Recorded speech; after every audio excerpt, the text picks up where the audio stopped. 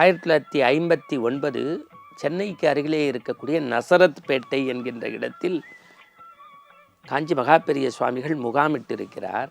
அந்த வகையில் ராமமூர்த்தி மாமா என்கின்ற ஒரு பக்தர் நம்முடைய 63 நாயன்மார்களில் எப்படி மூர்த்தி நாயனார்னு ஒருத்தர் சந்தனம் அரைத்து கொடுத்தாரோ அதுபோல் சந்திரமௌலீஸ்வரர் பூஜைக்கு நாள்தோறும் சந்தனத்தை அரைத்து கொடுப்பதை வேள்வியாக பணியாக ஏற்றுக்கொண்ட ராமமூர்த்தி மாமா 2 நாள் சந்தனம் அரைச்சி கொடுத்துட்றார். 3ஆவது நாள் 4ஆவது நாள் 5ஆவது நாள் மாமாவை காணும். பெரியவா எங்கன்னு விழியால் தேடுறார்.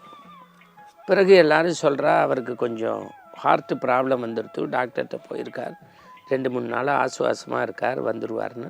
திருப்பியும் ஒரு 4-5 நாள் கழித்து வரார். இவர் ஏற்கனவே முடியல, டாக்டர்கிட்ட போயிருக்கேன், உடம்பு உபாதேன்னு சொல்கிறார். பெரியவா என்ன சொல்கிறார், 2 மணி நேரமாக சந்தனம் அறங்கிறார். அப்படி தடுமாறி நிற்க வேண்டியவர் தடம் மாறாமல் அந்த பணியை போய் அப்படியே செஞ்சார். 3 நாளாச்சு 4 நாளாச்சு. பெரியவா சொன்னா ஒன்று செய்ய, நீ காமிச்ச டாக்டர்கிட்டே ஒரு எக்ஸ்ரே இசிஜிலாம் எடுத்துன்னு வந்துடுறேன். போய் எடுத்துன்னு வரார். எல்லாம் நில் ரிப்போர்ட்டு. பெரியவாட்ட வந்து அழுதார். ஹார்ட் அட்டாக் வேறு, ஹார்ட் வீக் வேறு. உனக்கு ஹார்ட் வீக்கே தவிர ஹார்ட் அட்டாக் இல்லை.